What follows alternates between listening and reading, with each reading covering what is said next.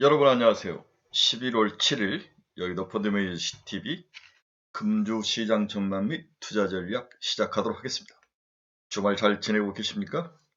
네, 저도 어제까지는 좀 쉬고 오늘 아침 새벽에 일어나서 일요일 아침인데 여러분들에게 다음 주, 그렇죠, 내일 전망, 다음 주 시장을 또 어떻게 또 봐야 되는가, 또 어떤 그 의무감처럼 일어나서 아침 공부도 하고 한 4시간 정도 쭉 보다가 정리를 해서 여러분들과 함께 같이 나누기를 원합니다. 오늘은 일요일이지만 또 미리 내일부터 일어날 우리 다음 주 시장을 한번 미리 보고 듣고, 그렇다면 많은 도움을, 마음속에 준비를 하고 또 투자 전략을 짜는데 많은 도움이 될 것 같아서 미리 준비를 좀 했습니다. 많은 도움이 되시길 바랍니다. 자, 결론부터 들어갑시다. 저는 개인적으로 오늘 공부를 하면서 한 줄을 요약을 해보면 산타넬리를 준비하자.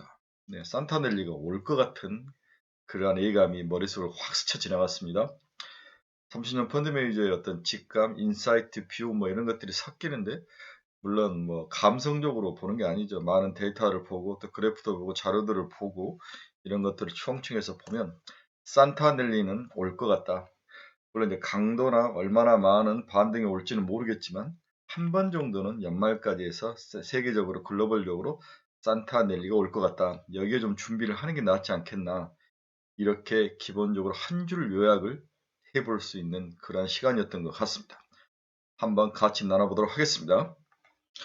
구독, 좋아요 많이 좀 눌러주십시오. 네, 시장 키포인트를 한번 봅시다. 생각보다 강한 시장이다. 특히 한국 시장은 생각보다도 지수 자체가 강하게 버티고 있는 그런 시장의 모습을 보이고 있죠.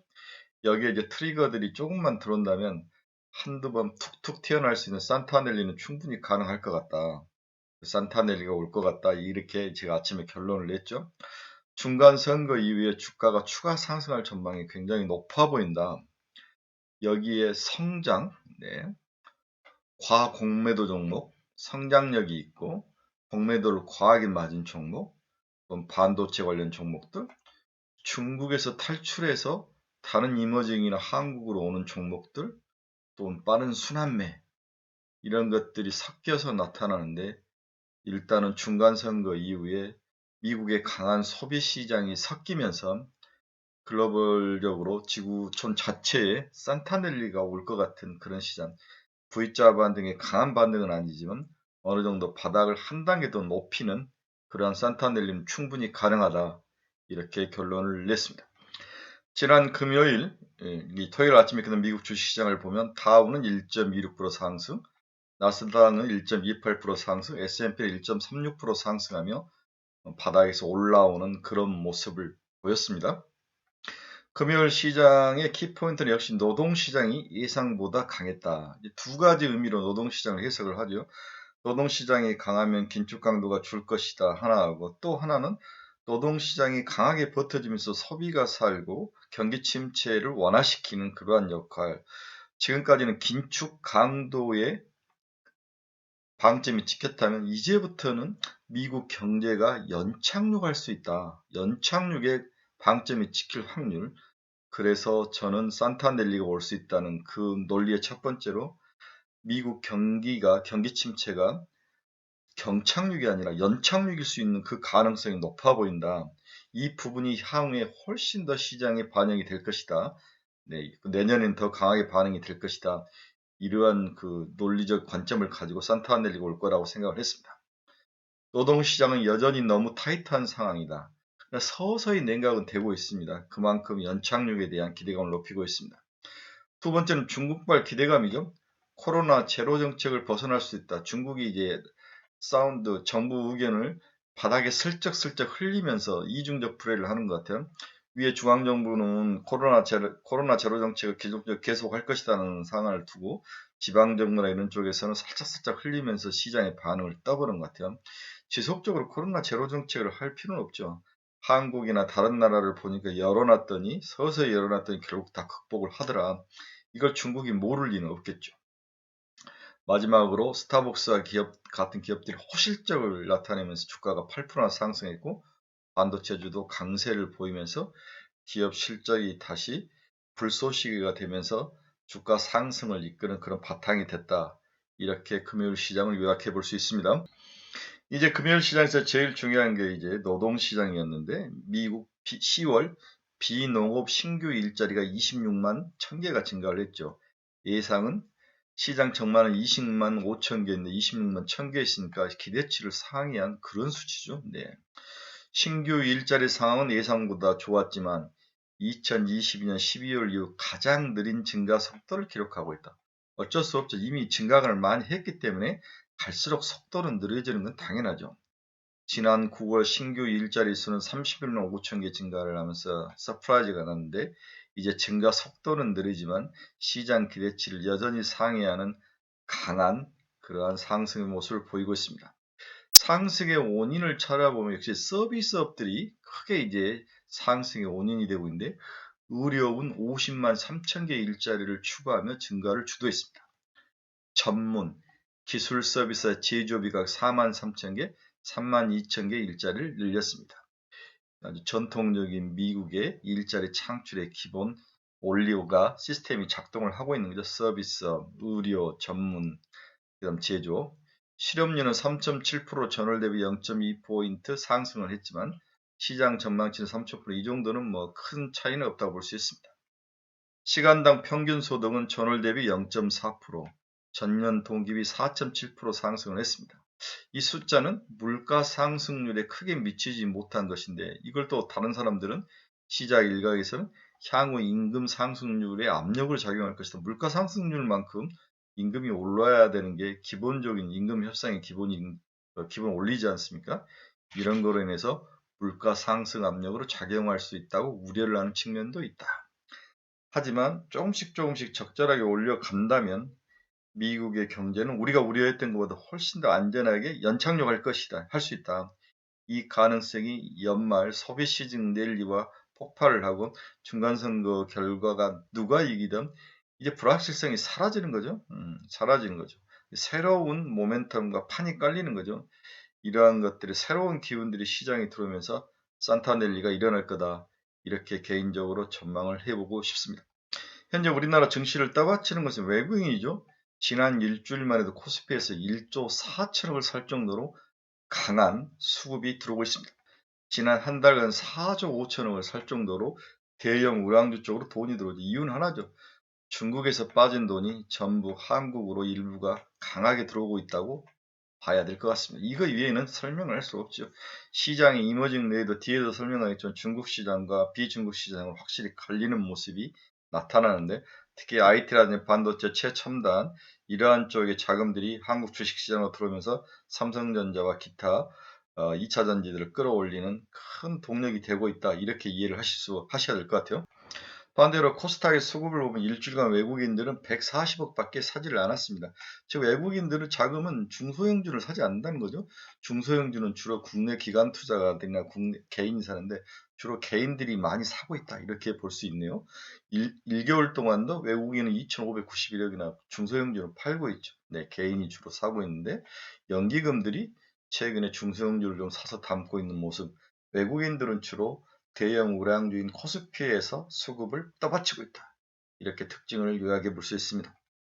자, 금주 시장 전망 한번 보도록 하겠습니다. 첫 번째는 이머징 시장 내 포트폴리오 변화가 한국 주식시장의 버팀목으로 작동 중이다. 앞에서도 이야기를 했죠.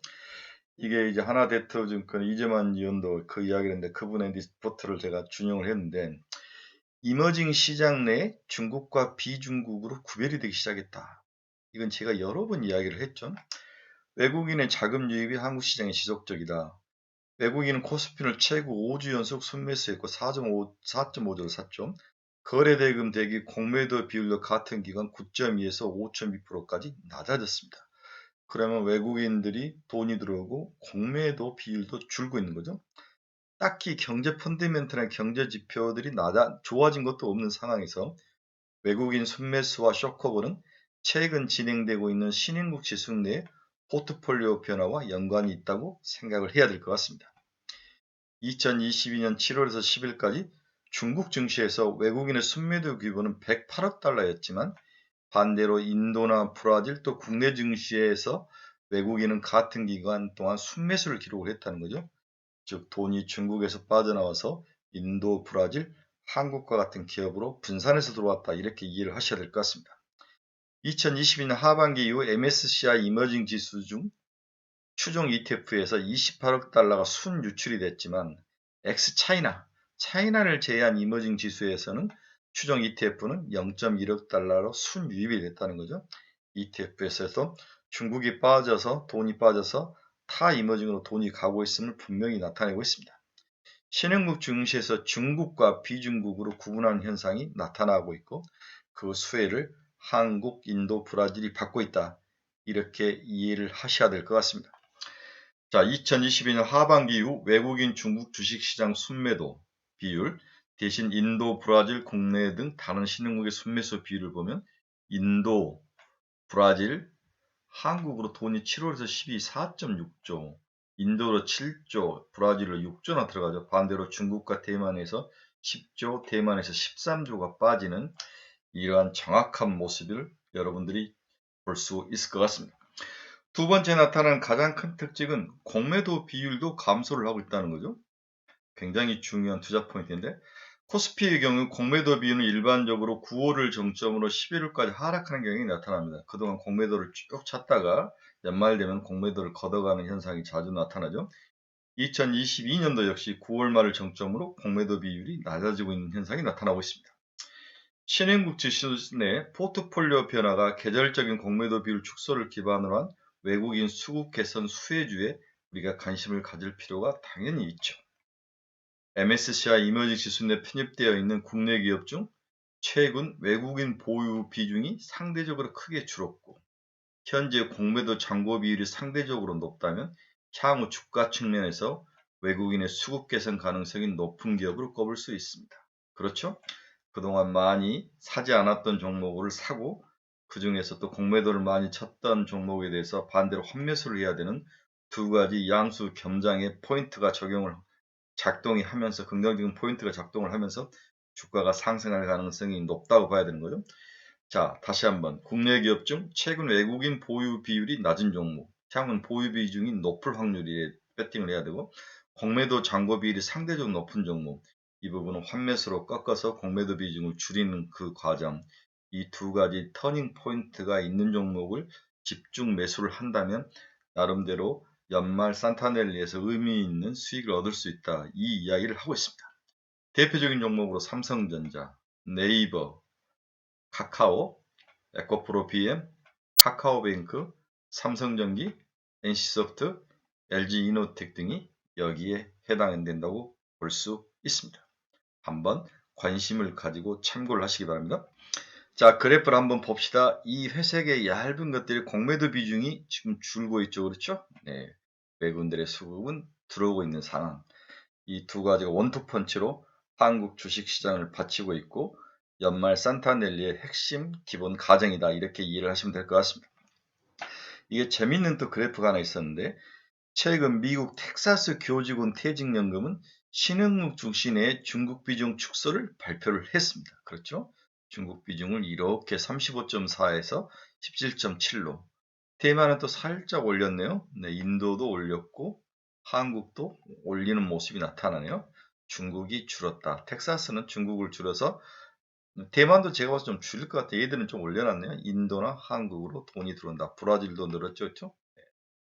이렇게 미국 외국인들의 시각이 살짝 중국에서 다른 나라 국가로 변하는 모습을 볼 수 있을 것 같습니다. 굉장히 재밌는 그래프였습니다. 그래서 우리가 외국인의 투자 비중이, 외국인 보유 비중이 낮고, 그렇죠? 차입 공매도를 많이 맡고 있는 종목, 차입 공매도가 많은 종목, 이 종목들이 향후에 반대로 엎어져서 외국인의 보유 비중이 늘어날 것이고, 공매도가 빠질 것이고, 이 두 가지의 터닝 포인트를 가진 종목들이 향후 시장에서 연말 랠리에 각광을 받을 것이다. 좀 긍정적인 요인이 작용할 것이다. 이 이야기를 했죠. 삼성전자, 네이버, 카카오, 에코프로비엔, 카카오뱅크, 전기, NC소프트, LG노텍, 오리온, NH투자증권, 이만트, CJ 대한통운 한번 쭉 보시면서 관심을 가지시기 바랍니다. 자, 첫 번째 시장은 중국에서 돈이 빠져나와서 한국이나 다른 이머징으로 시장이 돌기 시작했다. 이 수급의 변화가 한국 시장을 튼튼히 받치는 원투펀치이다. 그중에서 외국인 비중이 낮고 공매도를 많이 맡고 있는 종목이 있다면 향후에 이 두 가지 포인트가 역으로 작용하면서 외국인의 투자 비중이 늘어날 것이고 공매도 비중도 줄어들면서 향후에 상승 포인트로 작용을 할 것이다. 산타넬리의 첫 번째 기본 가정이 중국에 대한 수급과 중국과 비중국으로 수급이 나눠지고 있다. 이서 비중국에 속한 우리나라가 수혜를 받을 것이고 거기에 어떤 종목이 수혜를 받을 것이냐에 대한 초점과 관점을 가지고 시장을 봐라. 이게 여러분들에게 드리는 첫 번째 시간의 포인트였습니다. 두 번째 시간에 뵙도록 하겠습니다. 감사합니다. 수고하셨습니다.